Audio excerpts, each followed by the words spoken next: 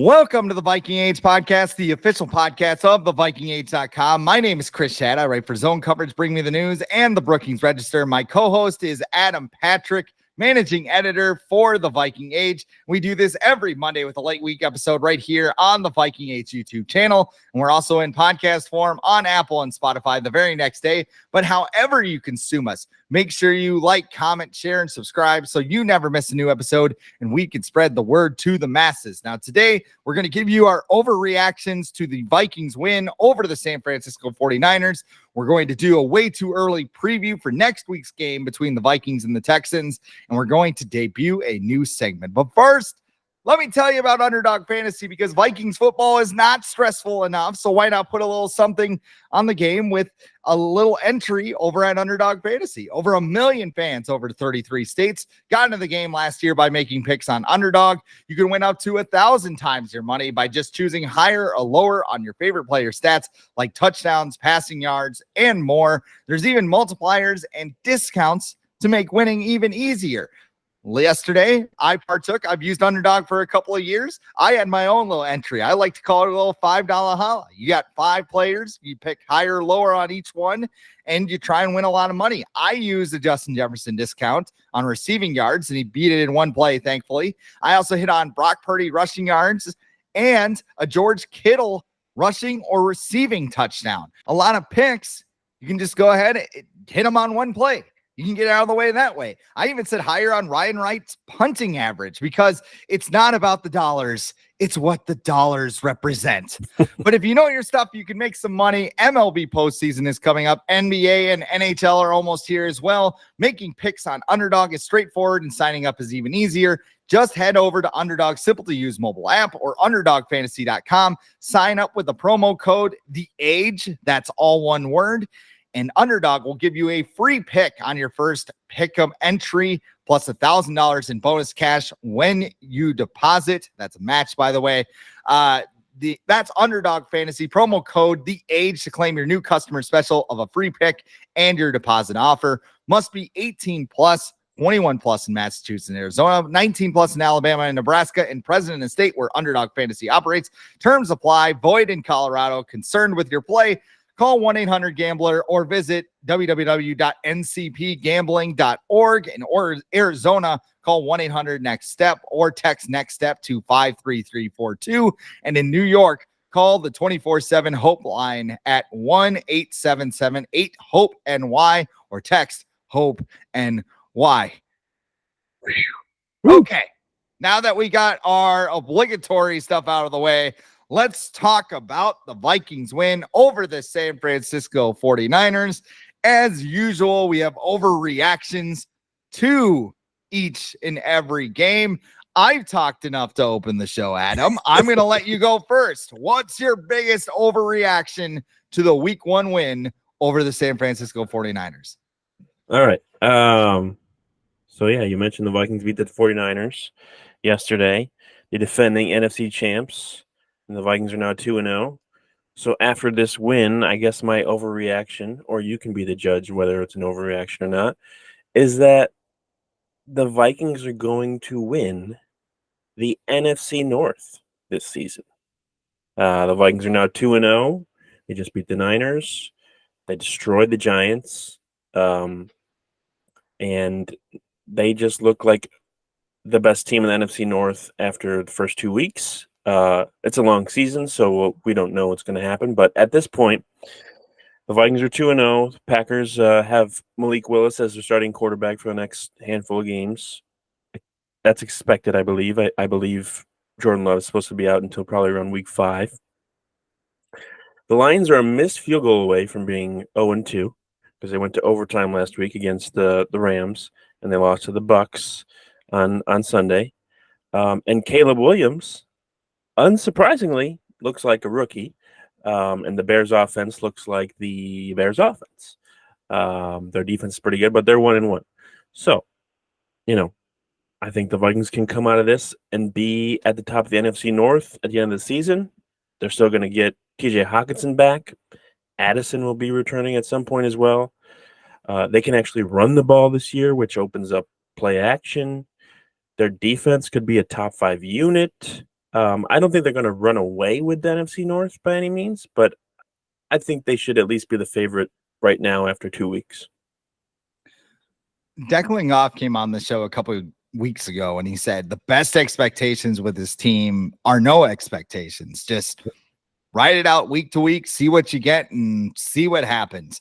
2-0, it's very exciting. It has exceeded whatever expectations I had for this team, even though like right before the season, I kind of looked at the schedule and I'm just like, I don't know, man. Like everybody thinks they're going to be 1-5 before the bye, but the Giants suck. Mm-hmm. The 49ers have weird vibes all over the place. Like Christian McCaffrey might not play until December at this rate, which is great because I have him on my guillotine team. But thanks, computer. Stay away Thank you from for Madden auto drafting covers. for me. The Madden curse. Yeah, exactly. Stay away from running backs in general. That's the new, like, fantasy football has finally caught up with NFL head coaches where they're just like, just get rid of something. You can just plug Jordan Mason in there. We don't know where he's from, but yeah.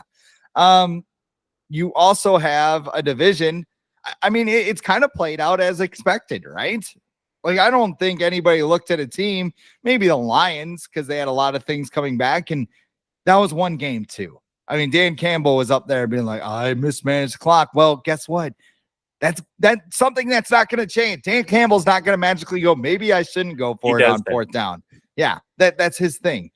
Like, there's a lot of things that have played out to plan. And Jordan Love getting hurt may have kicked open the window even more for the Vikings to win this division. So if you were afraid that the Vikings were going to have this down season with 5 wins, maybe 4 wins, and they could still get a top 10 pick, who knows?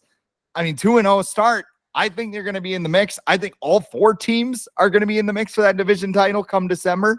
And I'm pretty excited to see where things. I mean, I'm excited for next Sunday. I want to get through this week. I want to watch the Vikings and Texans. It's great. Yeah, and then the Vikings and Packers play in week 4. These the two Vikings and Lions games this year are going to be pretty crazy. I feel like they're going to be battles. And as for the Bears, the Vikings always, whenever they, regardless of their record, regardless of the Bears' record, the Vikings and Bears always seems to be close for whatever reasons. And their defense is really good. I'll give the Bears that. But their offense just, especially the offensive line, we'll talk about it later. But they allowed 34 pressures last night against the Texans. That's not, and I think Caleb Williams dropped back on like 30. He had like 35 dropbacks. That last Daniil Hunter sack had some steak on it. Like he like pounced like a puma, like it was Simba at the Lion King kicking Scar's ass. Like that's exactly what it was like because he just drove him right into the turf. I think we talked about when all offseason when people were like, oh, this is the best situation a rookie quarterback has ever gotten himself into with the Bears. And I think me and you were both like, yeah, but what do they do to the offensive line? You got to protect the quarterback as well. You can't just give him, Keenan Allen and who's the Rome other Odunze and DJ Moore and who's the running? Oh, Swift. Is it just, by the way, is it just me or is DJ Moore like insanely overrated? Like he'll have some good games. Like some games he'll win your fantasy league, but I don't know if he's overrated or he's just been stuck on teams that have terrible quarterbacks or terrible offenses. Because I think if he was on the Niners, like that kind of team, or I guess the Saints. I think he would be better off, but right now he's got a rookie quarterback. He was in Carolina a bunch of years when they had Matt Rule, and that terrible offense. So I think he's good. He's just he's become a victim of playing with teams that don't have great offenses and great quarterbacks, and that's also his choice because he could have not re-signed with the Bears, but he did. But I mean he's also getting paid a lot of money. So, yeah, I think the Vikings are going to be in the mix for the NFC North, injuries pending, of course, because it's football. But right now, I don't know why they shouldn't be in the mix for the division for the rest of the season. And I do, just before we move on, I do kind of want to defend Caleb Williams a little bit because he's played 2 tough defenses out of the chute. Like Tennessee's defense is they made Aaron Rodgers look, I mean, we're talking about 40-year-old Aaron Rodgers coming off a torn Achilles, but they held the Jets offense in check yesterday, and they played pretty well against the Bears. They should have won that game if it wasn't for their quarterback, who's just chucking it up randomly. Is the Titans head coach, is he the offensive version of Mike Zimmer? Because have you seen some of the stuff that he said last season? He said like we would have won the game if we just punted on fourth down, or punted on 1st and 10 every time. And then this week he was caught on camera after Will Levis had that fumble or interception or whatever he had. He was caught on camera being like, what the fuck? What the fuck are you doing? Like, so Brian Callahan's not Callahan. I was trying to I'm like, who is the Titans head coach? Yeah. I don't even know anymore. I think he's got to learn, maybe talk to his dad, who's Bill Callahan, the longtime offensive line coach. Was he the Raiders head coach for? Yeah. Did they go to the Super Bowl with for him? a while? Yeah. Did they go to the Super Bowl with him after Gruden left? Was he the coach? I think so. Yeah. Okay. Nah. I don't know. It is interesting. And Will Levis too. I mean, like, the Vikings got to play him too this year. I think that'll be fun. Dude puts mayo in his coffee. That was a giant red flag. Never should have touched him. But and he eats bananas with the peel. Yeah, little. Like some people are just like some kids. Like when they grow up, they're just super weird. Like they just do weird stuff. Like play with their ketchup in the cafeteria. And that was one of the. At my high school graduation, one of the teachers spoke, and she said one of the things her theme was things she learned about this class. And she goes, one of the things she learned was that ketchup is the nastiest condiment. So there is the class of 2005, John Marshall Rockets. Let's go here. Hey, I mentioned quarterbacks with bad Achilles. This is a good segue to my first overreaction. The Vikings have their best quarterback since Case Keenum left town. We've seen 2 games of Sam Darnold. It's probably going to end terribly. But I thought the decline of Sam Darnold was going to happen multiple times yesterday, and it did not. When you're sitting at the 3-yard line, Justin Jefferson's covered downfield. There's a couple of safeties there. Don't want to get too risky. Maybe you just kind of throw the ball away. You punt. Nah, F it. Justin Jefferson's down there somewhere. 97-yard touchdown that essentially flipped the game on its head because the 49ers had just rattled off a drive that went, 9 minutes before then? So Sam Darnold, not afraid to make those throws downfield. I mean, it was like 50 yards. He chucked it. Mm-hmm. And there is no way in hell the quarterback before him, yes, I'm talking about Kirk Cousins, makes that throw. Then there's the end of the game. Sam Darnold is out there without Jordan Addison, who was out due to an ankle injury. Justin Jefferson is out with a quad bruise. Aaron Jones was off the field for a little bit. And they said, go in this game, Sam Darnold, do it. And it was big boy throw after big boy throw on 3rd down, nonetheless. They capitalized 3 straight 3rd downs on Sam Darnold passes. One of them to Jalen Naylor, I believe, where 3 defenders in there, where he's just like, I trust my receiver. I'm going to make a back shoulder throw, and Jalen Naylor is going to catch it. This says something about Sam Darnold and his relationship with Kevin O'Connell to the point where they're trusting each other. Kevin O'Connell trusts Sam Darnold to make the right decision. Is he always going to make the right decision? No. And that's why he's not a franchise quarterback. That's why the Vikings didn't go out and give him a 5-year, whatever $1 million deal to be their quarterback, because they believe JJ McCarthy is the guy who's going to be that answer. But I liken Sam Darnold to Case Keenum because Case Keenum had that great season. His stats looked awesome. But every time Case Keenum flipped the coin in 2017, it came up Vikings. Like he made the right play at the right time at the exact moment the Vikings needed it. And I see the same thing in Sam Darnold. Whereas Cousins, it was excuses. It was the offensive line isn't holding up. I don't have a running game. The head coach hates me. All of these things. I just think that Sam Darnold, and it could blow up in my face. Hell, it could blow up tonight. Kirk Cousins is playing the Eagles tonight, although back-to-back primetime games for Kirko at Philly, at Kansas City. That's going to be a treat for Vikings fans, I think. But we've sat here for the last 6 years playing whack-a-mole. And on Sunday, things didn't go perfectly, and the quarterback found a way to win. Yeah, I think like Case Keenum, Darnold kind of has this mentality now. It's his 7th year, I believe, in the league. Of like, what does he have to lose? Like at this point, like people already think he's a bust. So like when Justin Jefferson is in double coverage, if he gets a pick, it's like, okay, that's what people expect from me. So why don't I just throw it? And then when I throw a touchdown, people will be like, oh, wait a minute, he can do that. So like he essentially he has nothing to lose. Where Kirk Cousins was always out there being like, "Oh, what if I get an interception? It's gonna ruin my passer rating, and then I'm not gonna get a good contract." So he would just check it down to C.J. Ham or throw like an out route, a 4-yard out route to a tight end or something, or get a safety in that situation. Do you think the contract was in his head though when he made those? Not to interrupt you, but I'm just Kirk saying Cousins? I don't No, think I he think had that's enough just time to his. be like, not a money throw No, there. I just think that's his mentality to Mhm. begin with. That it's not even about the contract. He just doesn't. He wants to not make mistakes so much that he's really not willing to take the risks that you need to take to become that like upper echelon quarterback.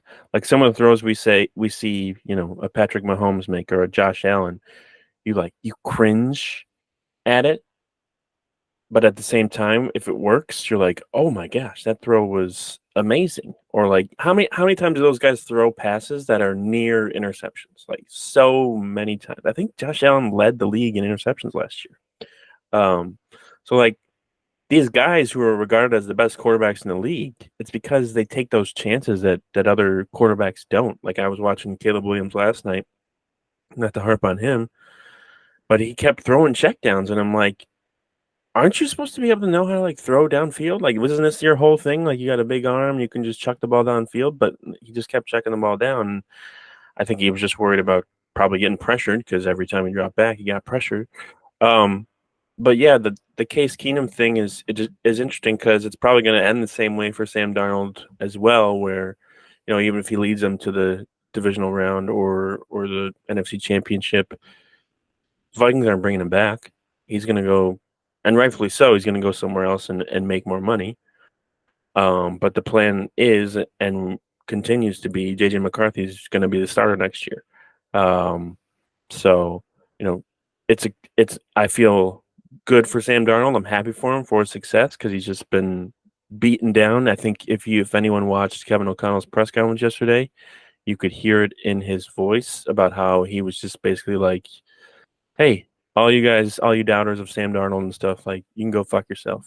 And I think he sees a little bit of himself in Sam Darnold too, as well, because he was a quarterback, he was drafted his 3rd-round pick, but like he fizzled out of the league, and so he sees this kid in Sam Darnold who had all these expectations and couldn't live up to him, and everyone thinks he sucks now. So he kind of sees a little bit of himself in there and like wants him to succeed because he knows his potential, and he kind of wishes maybe he had someone like Kevin O'Connell wishes he had a Kevin O'Connell in his life to like take him under his wing and get the most out of him and pump him up where he might not have had that because he was with Bill Belichick, Rex Ryan.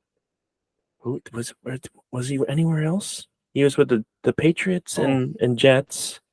Did he play anywhere else? I don't think Kevin so. O'Connell? No. So yeah, he wasn't really around the greatest guys who were, great job. He was with Tom Brady, but I don't know how Tom Brady was behind the scenes. But yeah, like this and we got like the full Sam Darnold experience too yesterday, where it was like threw that great pass to Jefferson. And then he threw that pick to Fred Warner, who made a great play. But Fred Warner's awesome linebacker. Yeah. And he threw that, and then did he fumble? No, Aaron Jones fumbled at the goal line.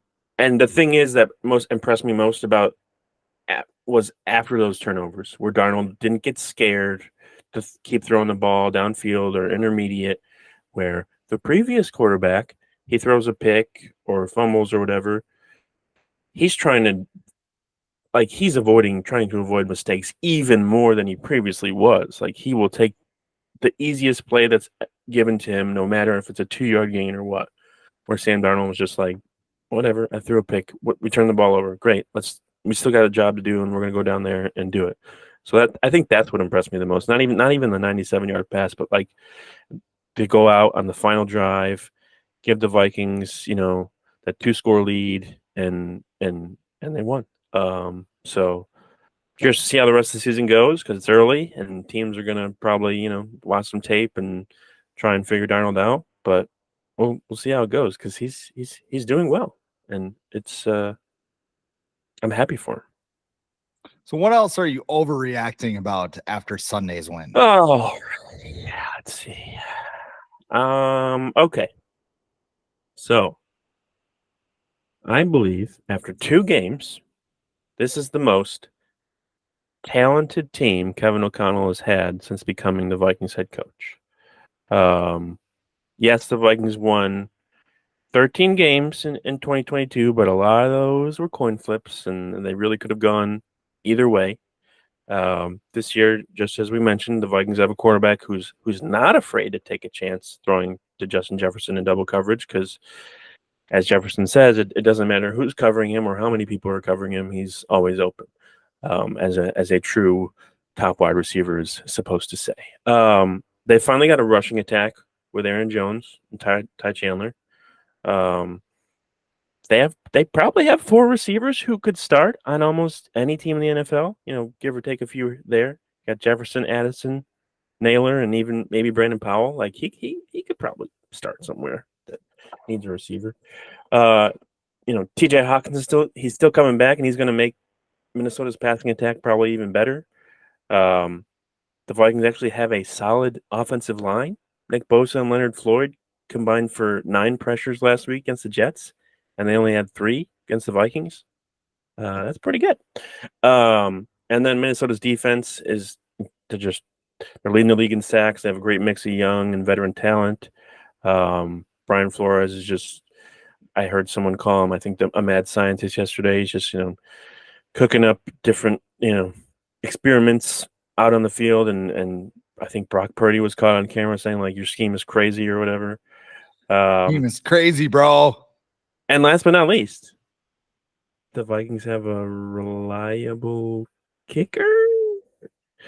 Yeah. Well, the thrill coming. So, 2022 seemed like they were kind of like squeezing the last strips out of their roster, and the rookie class essentially did nothing that year. 2023 was held back by injuries, poor rushing attack with Alexander Madison, and they had a bad secondary. So I just think this team is the most talented that Kevin O'Connell's ever had since being the head coach with the Vikings. And the best news is that next year's team, I feel like, has a chance to be even better than this year's team. So that's something to look forward to.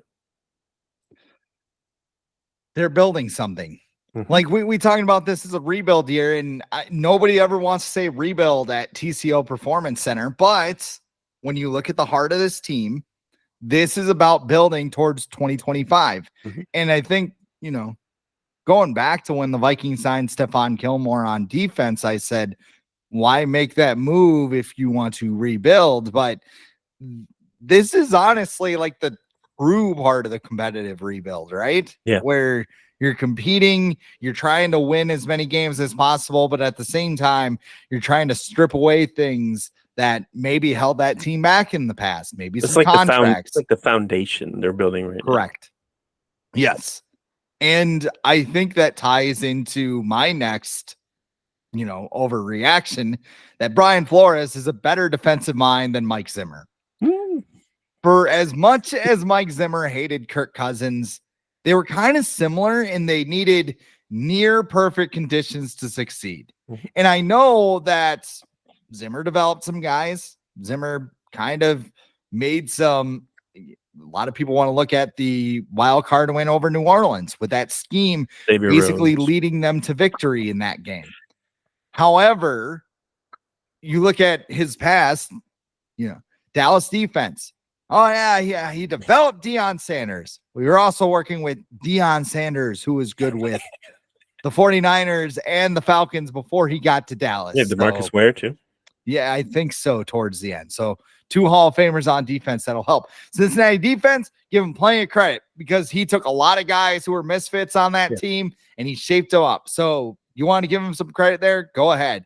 But then you think about the Vikings. His first free agent signing was Linval Joseph, a defensive tackle. His first draft pick was Anthony Barr, an edge rusher. He had a generational draft class in 2015. Yeah, Zimmer's a good coach. And again, I think he should be in the Ring of Honor by the end of his career.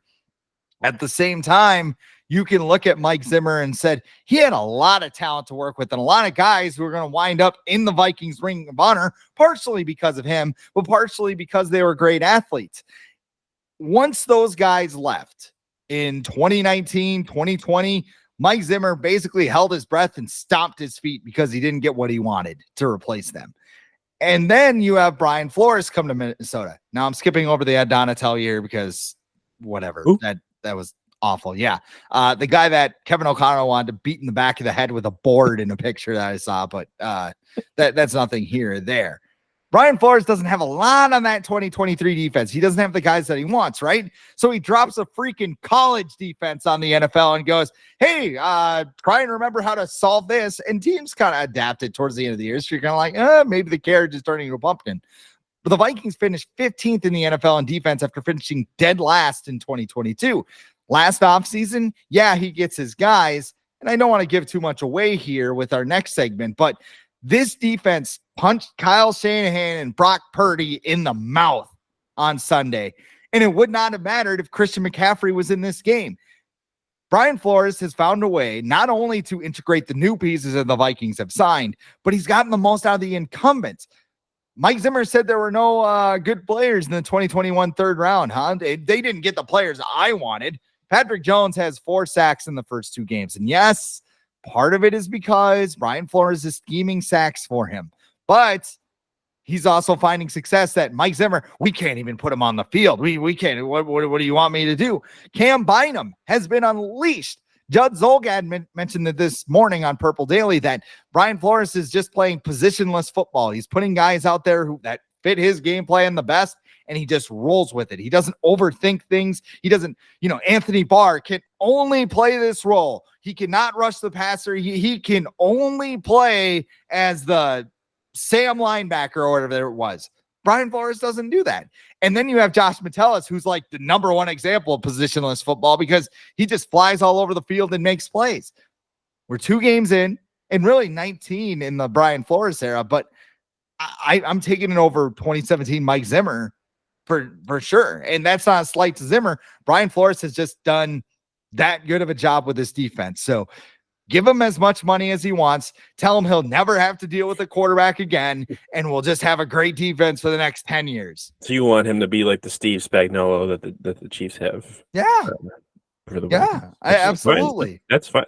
But back in the day, like the 90s and 80s, guys just used to be coordinators for like their whole life. Monty Kiffin, Tom Moore. Yeah, who's the dude from the Steelers? Dick LeBeau. Yeah, he tried to be a head coach a couple of times, and it was like, now you're just a coordinator. Jerry Burns, before he was the Vikings head coach, he was their offensive coordinator for 15, 20 years. Mm-hmm. And being a coordinator is not that bad. You get to do what you love. You don't have to worry about all the bullshit that comes with being a head coach, where you got to put out so many different fires everywhere. You don't have to have forced 45-minute meetings with your quarterbacks every week. You can meet with the quarterback. I'm sure. You know what? I'm sure actually that Brian Flores talked to Sam Darnold this week before the Niners game because he probably wanted to find out some stuff. And I'm sure he didn't go to Sam Darnold and was like, "You suck. You're terrible. You're a bust. You're never going to make it." But don't ask people who love Tua about that either. Who's an entirely different conversation right now. But yeah, Brian Flores, I said last week that I don't think he's gonna be around with the Vikings next year, but I feel like he's going to weigh his options heavily after this year for sure, because he's got it pretty good here with the Vikings. He's able to get whatever players he wants pretty much. They're gonna have even more cap space next year. Seems like he's getting what he wants in terms of draft picks for how he wants to fit his scheme. And like opposing quarterbacks have no answer. Like they're throwing, they're getting good passing yardage, but they're not coming up with big plays really. Like what's the biggest play? I can't even think of like the biggest play that a team has had on the Vikings this year. Was it like Jordan Mason's touchdown run yesterday? Like Maybe. the Or longest plays have been like 20 yards. I mean, they So had 400 yards, but they only had 17 points. yeah, but Offensive genius Kyle Shanahan was held to 17 points. So yeah. So yeah, and with Mike Zimmer, I agree that he, like, at least towards the end, he needed a lot to go his way. And you think about it, like maybe some of his successes during his time with the Vikings had to do more with the coaches he hired, because you had Jerry Gray as the defensive backs coach for a long time when he was with the Vikings, and Jonathan Gannon. And so they helped with like Xavier Rhodes and some of those guys back there. And then you think about Andre Patterson on the defensive line and how he was so vital in the development of like Everson Griffin, Daniel Hunter, even Linval Joseph, some of those guys. Like, so Zimmer also benefited from his coaching staff, which is what Kevin O'Connell is doing right now as well. But he's also an offensive coach, so he gets to worry about the offense, and Flores gets to worry about the defense.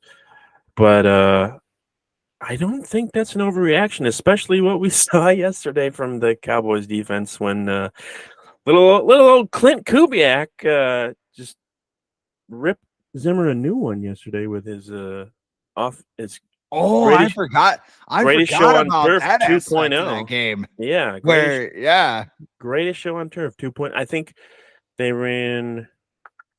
I saw a stat today. It was like the play action. The Saints ran play action last year on like 14 or 15% of their plays, and yesterday they ran it, or this year they've run it on 50%. And I'm like, oh yeah, that's a Kubiak system. So yeah, he's got them rolling. Do the Vikings play the Saints this year? I don't think they do. No. So are we gonna have a 2009 rematch, NFC Championship early? That's what it seems like. No. Who are the Saints? The Saints are playing. Oh, they're playing the Eagles next week. So that'll actually be a good game. You want to know my favorite Clint Kubiak moment was while he was here? Where he said they figured out they have to get the ball to Justin Jefferson. No, it was when Mike Zimmer said he would scream at Clint in the headsets. Maybe not. He didn't say he screamed at him, but he'd be talking to headsets, and sometimes they would push the button at the same time so they couldn't hear each other. When Clint's in the box, probably just holding down the button, just like. You done? Done yet? Yeah. No. Okay. You know what? Yeah. He learned. He knew his job wasn't going to be around for a while, probably, when he got that job. All right, you need my next overreaction? Yeah, number 3. Let's go. Number 3 Last is one. Make it good. Is from more around the NFL, but Vikings related too. But Adam Thielen will not be finishing this season as a member of the Panthers. The Panthers might go 0-17 this year. They're terrible. Like, is it just me, or did Bryce Young? They're worse than when they were under Matt Rule. You know how quarterbacks get bigger over the offseason? Like, I swear to God, he got smaller. Like, I saw the video, and I'm just like, he looks like a high school quarterback. Did you see that picture of him with his backpack, like going in training camp? No, like he was going to like 5th grade. Yeah, it's not good. Like I for some reason was like a little more optimistic about the Panthers. I think because Dave Canales and what he did with Baker Mayfield and Geno Smith and Seattle. But I think there's just a lot more going on with the Panthers than even just the head coach. There's just Bryce Young was not the right pick, who I believe the Texans were going to pick him if they were able to trade with the Bears. So they got away with something, or maybe they would have been able to figure it out with him. But the Panthers, the ownership situation is terrible. The team's terrible. They've won 2 games since the start of last season. Yesterday they lost. They got blown out by the Chargers. Thielen was seen screaming on the sidelines after a play where he got open and didn't get the ball. But he He never did that in Minnesota, though. Only Stephon Diggs did that. So far this year, he has 5 catches for 68 yards, 0 touchdowns on 7 targets. He's on pace for under 600 receiving yards, so I'm sure he's thrilled about that. And yesterday he said something about how the offensive struggles aren't all on Bryce Young. It's a total team effort. Okay, nobody believes that.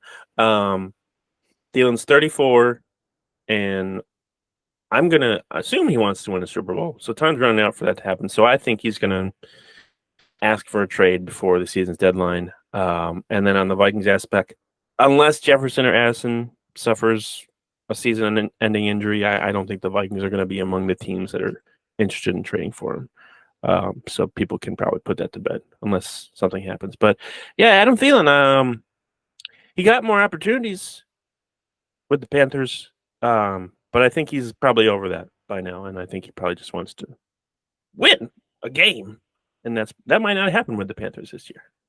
I just think it justifies the Vikings' decision to move on from him. Yeah. Like, you and I had no qualms about him. And, there's the emotional tie. Like, he has the coolest origin story of any Viking in franchise history. Yeah. And I think a lot of people, too, that have met Adam Thielen in person, like Adam. Yeah. Just kind of emphasizing that there. But at the same time, I think the departure left a bad taste in some people's mouths because they saw the writing on the wall. He's not getting separation, which is why he's not getting the ball, but he'll never admit to that. Also, the whole team thing is hilarious because he was second on the team in targets in 2022 behind Justin Jefferson, who should be number 1 in targets. He did the whole first take thing too, where he's like, "Oh, well, yeah, we'll see." Trying to renew my contract. I want to make sure I'm guys. respected. Yeah.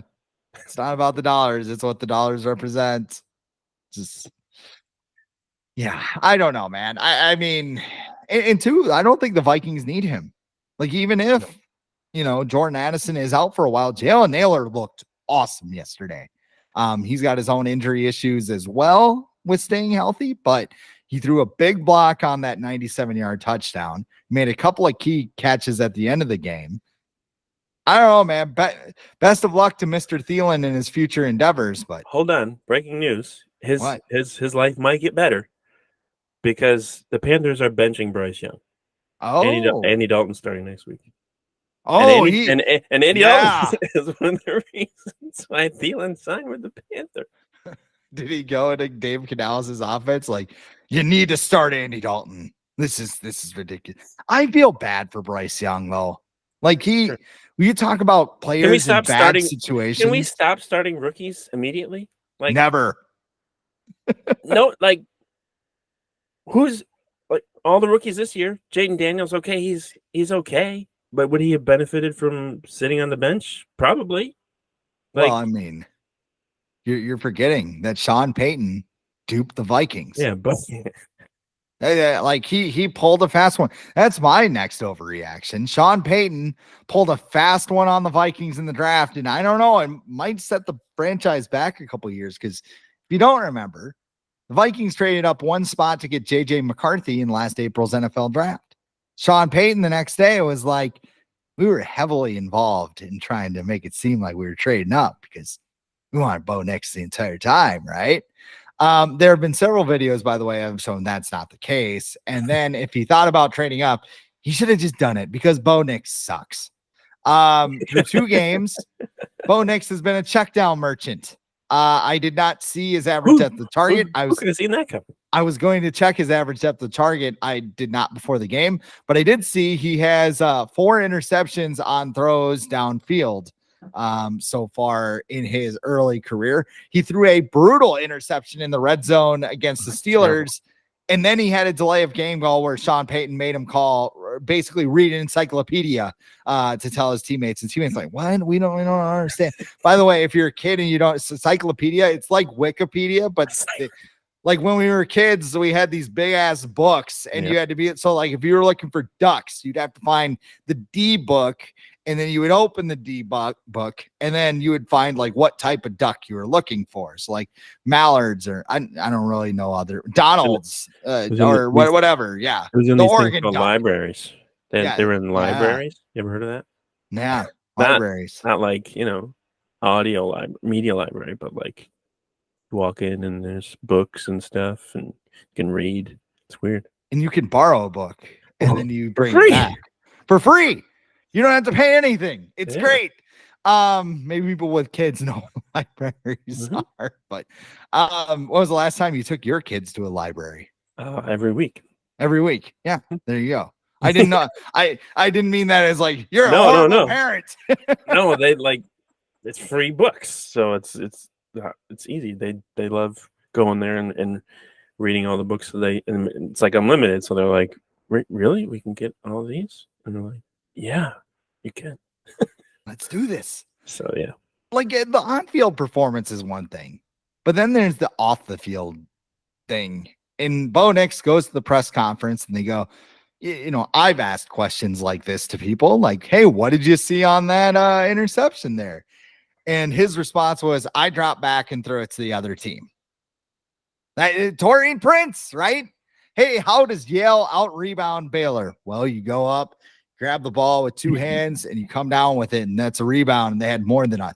Like, when you look at J.J. McCarthy after his first interception, and they're like, hey, like, what happened after that? And he's like, what an opportunity. It sounds almost delusional, right?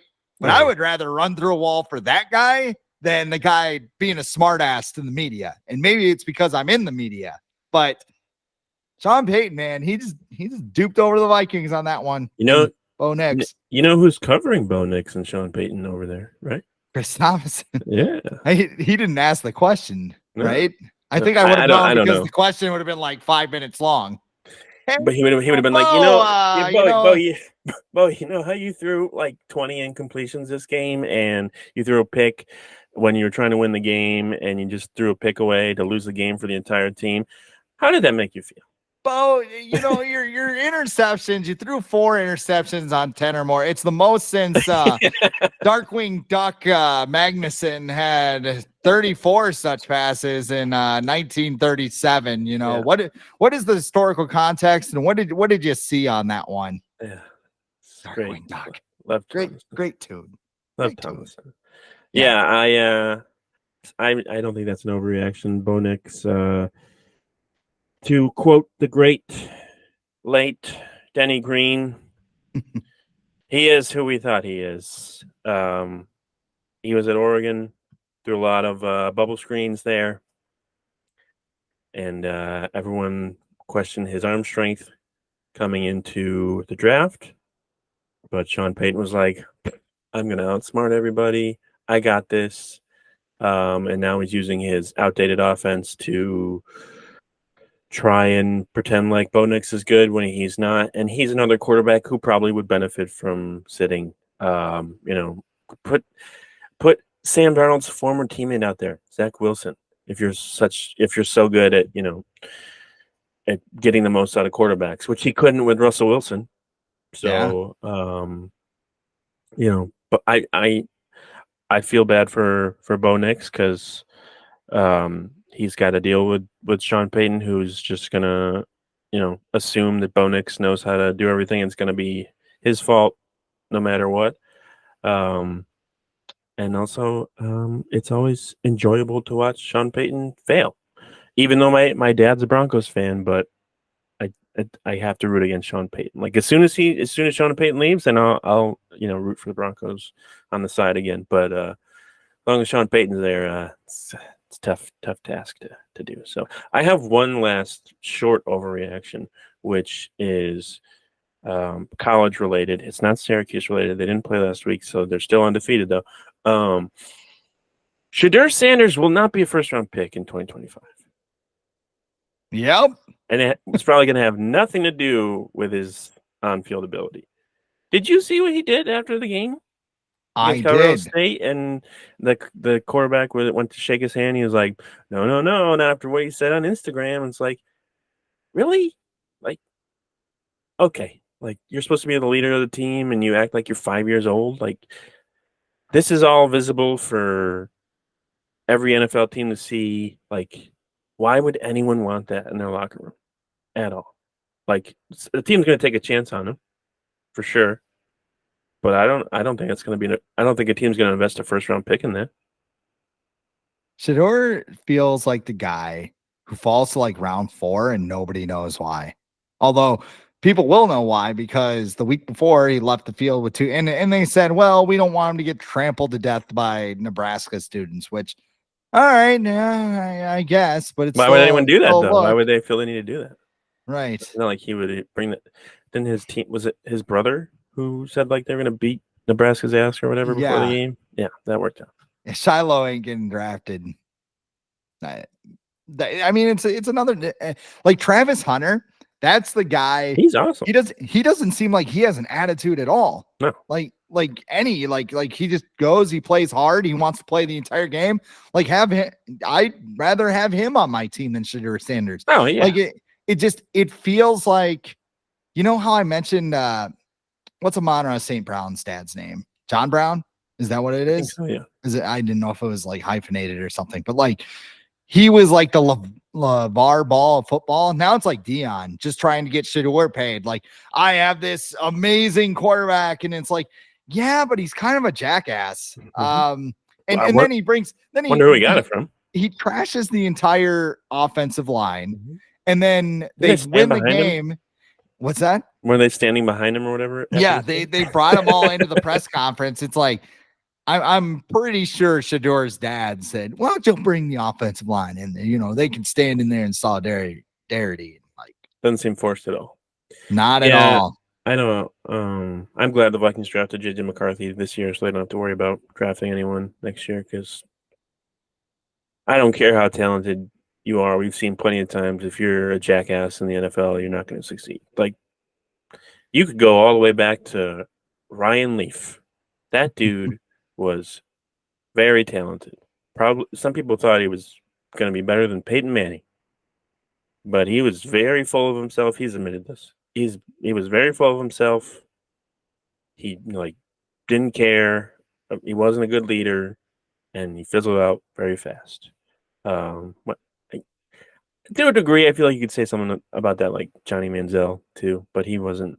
I don't ever think his talent was like very high. He found a way to do amazing things in college, but you can't do that in the NFL. But yeah, stay far, far away from Shedeur Sanders Vikings if you need to. But I don't think they're not even going to have any interest in him anyway. So Travis Hunter, but he's a receiver. But I mean, if he's there, that's like a Randy Moss situation. Like, you got Chris Carter and Jake Reed already. You don't need Randy Moss. It's like, why not? So who knows? But yeah, no. Enough about Shedeur Sanders. It's like more bacon. Like, do you want more bacon? Yes, I would love more bacon. Yes, I do. Of course. So we're gonna try something new here on the show every week. It's a new segment called Acknowledge Him. It is basically, because we're pro wrestling nerds, if you follow the show. I'll have to find the soundbite and insert it in there for the pre-production or post-production. Yes, and Roman Reigns is the OTC, which is original tribal chief, but he's also a former Minnesota Viking. So this works well. So after each game, we're going to acknowledge one Viking or maybe somebody associated with the Vikings. Hell, it might even be somebody on the other team if we get stomped. You never know. Yeah. But I want you to acknowledge someone on the Minnesota Vikings. This week, I acknowledge Vikings starting left guard, Blake Brandel or Brandel? Yeah, tomato. It doesn't matter what your name is. No, actually, it does, because he's very good. But yes. Yeah. So far this year, 0 pressures allowed on 60 pass block snaps in 2 games against, pretty. I would say what you will about the Giants. I would say they have a pretty good pass rush defensive line, even though the Vikings just annihilated them in week 1. 49ers definitely have a good defensive line, pass rush. 0 pressures allowed by Blake Brandel. 8th best PFF offensive grade among guards in the NFL through 2 weeks. and the third best PFF run blocking grade among guards in the NFL. So he has a big reason. He's pass blocking well, and he's a big reason why the Vikings are running well through the first 2 weeks. So I'm acknowledging Blake Brandel or Brandel, who the Vikings took a chance on this year as a starting left guard, gave him some extra money, and he's being proven right again. Another good decision by this guy Kwesi Adofo-Mensah. I don't know if you heard of him. He makes pretty good decisions. 2022 draft class, you better fire him, but everything else seems to be going pretty well. I was going to do the entire offensive line because I saw a stat before we came on the air that they only allowed 9 pressures against the 49ers. Yeah, at Ingram yesterday. Yeah, 1 pressure. Throwing people around. Yeah. Who's that? Chris Cooper is doing a hell of a job with the offensive line overall because they're finding. I mean, Blake Brandel got developed. Guy they didn't draft, by the way. He was a 2020 draft pick, I believe. Yep. Maybe 2021. But Christian Darrisaw, he allowed 3 pressures. That was a team high. So well, cut him. I don't know.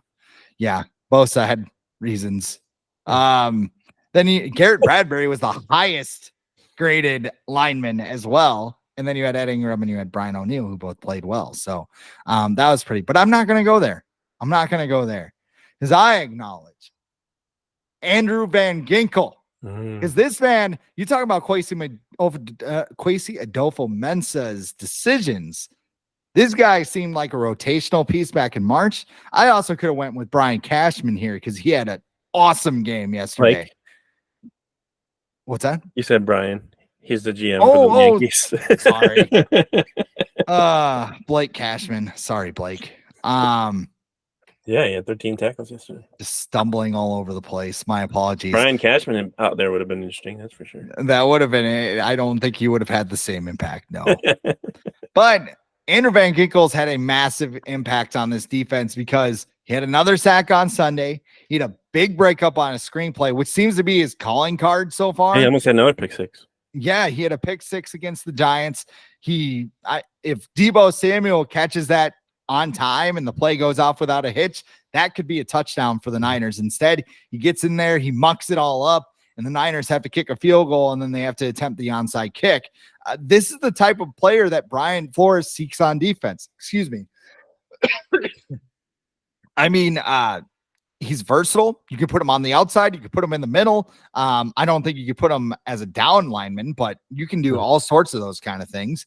I'm just getting emotional talking about it because I got a cough. My contacts are pulling a rebellion in my eyes. What's that? Is he? I think he's from one of the Dakotas or Iowa or something. I think he played at South Dakota because he's from Iowa. Okay. Yeah. But let me check that here. And then he transferred to Wisconsin, I think. But yes.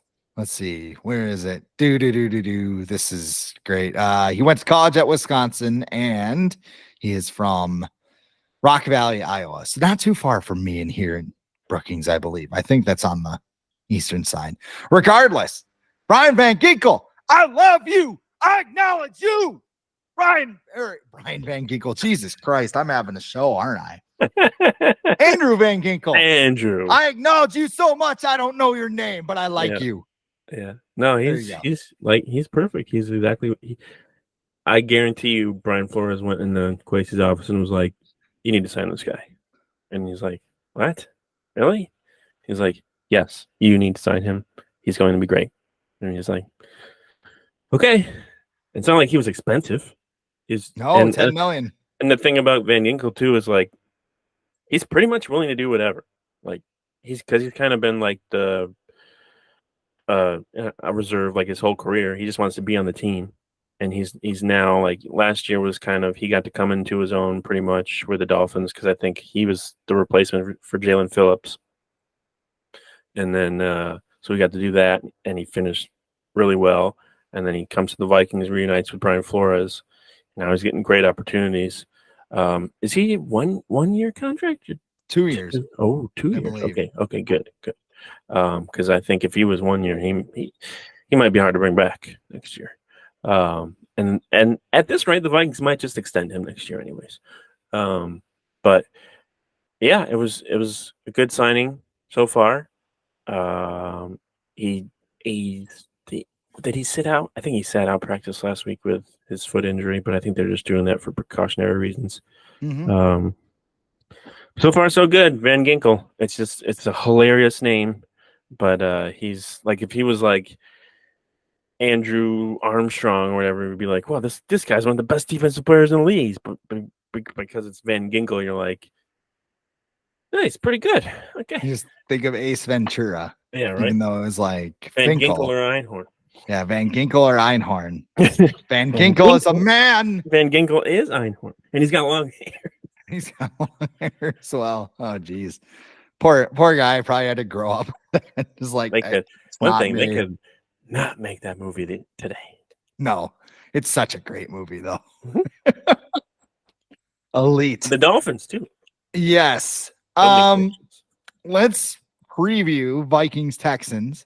How are you feeling about the Stephon Diggs, Jonathan Grenard, Daniil Hunter, Case Keenum revenge game? Oh. Hell, you could even lump D'Amico Ryans into that because he lost out on head coach Kevin O'Connell. Yeah, finally. He took himself out of the running. Yeah, he bailed. So I think he was going to be a finalist. So, yeah, but he didn't do the final round or whatever.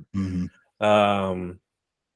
Texans are favored by 2.5 right now, which is weird because Vikings are home and Vikings are 2-0. Case Keenum, the commercial star now. I don't know if you've seen those commercials. They're I think great. someone posted, was Case Keenum just in a commercial? Yeah, he was. So the Texans are 2-0. They beat the Bears and the Colts. I think the Colts are 0-2 now, and the Bears are 1-1. I think we already talked about this. Texans generated 34 pressures against the Bears yesterday, but they only had 7 against the Colts. So I think it's a mixture of both. Of like the Bears' offensive line is terrible, and the Texans' defensive line is above average. At the same time, their defense actually ranks 28th in points allowed per offensive drive so far this year. It's a very small sample size, but you can score on them. And CJ Stroud he's played well so far. I don't think he's thrown an interception yet, but he has been sacked 7 times, and now he's going against the Vikings, who lead the league in sacks. Joe Mixon's been playing well this year, running the ball well, but he injured his ankle on Sunday, so he might not be 100%. Stephon Diggs, that guy, he had like a miraculous catch or something for the Vikings. He only has 10 catches for 70 yards this year. 2 touchdowns, though, but I think the Vikings should be able to handle him. Maybe he'll be extra motivated. Like, you remember Percy Harvin? Whenever he played against the Vikings, he had like the game of his life because he was just like, fuck the Vikings, and just like when he played for the Jets or like the Seahawks. Like there was that one year where he played one regular season game for the Seahawks and it was against the Vikings because he just had to play. And he returned a punt kick for a touchdown or something. They destroyed them. Nico Collins, though, he's pretty good. He's got 14 catches for 252 yards so far, 1 touchdown. I think that's the guy the Vikings probably should be most worried about. But their secondary has been. They shut down Ayuk yesterday. Debo didn't really do anything. Kittle had a touchdown, but he didn't really do anything either. So like, I feel good about the Vikings secondary. It's weird. Texans have only turned the ball over once this season. I think that'll probably change on Sunday. They are very good in the red zone. 3rd best team in the red zone this year. 4 of their 5 trips have resulted in TDs. They've only won their 2 games by 8 combined 8 points. And you could argue that they played a bad defense in week 1 against the Colts and a bad offense in week 2 against the Bears. So I like the Vikings' chances. I think if they win the turnover battle, they pressure CJ Stroud like they did with Purdy and Daniel Jones, and they take advantage of Houston's penalties because the Texans have the 4th most penalties in the NFL this season. So I like the Vikings' chances, and I'm just going to give you a score prediction right now. I think the Vikings are going to win 31-27. Okay. I'll hold mine until later in the week. Okay. Obviously, I mean, we haven't talked about it thus far, but right. Justin Jefferson's injury, that could play a factor. Kevin O'Connell just said he's day to day. Yeah, I think he'll be fine. It sounded like it was just, you got hit really hard in the quad. And Dallas Turner's day to day too with his knee injury or whatever, and then they said they're hoping Addison can play, but he's going to be questionable probably regardless. I did think it was funny, like watching all the highlight shows last night. They're like, Justin Jefferson, is he okay? I'm like, yes. His Like, leg didn't fall off. He walked back to the locker room. Did you watch any? Like, did you see don't. anything on Twitter? They don't. No, that's why everyone thought the Vikings were going to be 6-11 or whatever this year because they don't. What gonna happen to the Cowboys? Dallas Cowboys. I don't know who gonna stop them. Did you say obviously the Saints stop them? Who gonna stop them now? Did you watch Stephen A. Smith? I think it was last week when I never watched him. Well, it was a clip that was circulating online when Orlovsky was kind of saying like how the Vikings and Darnold are good this year, and Stephen A. is like, no, they're not. Who cares? It's Sam Darnold. He sucks.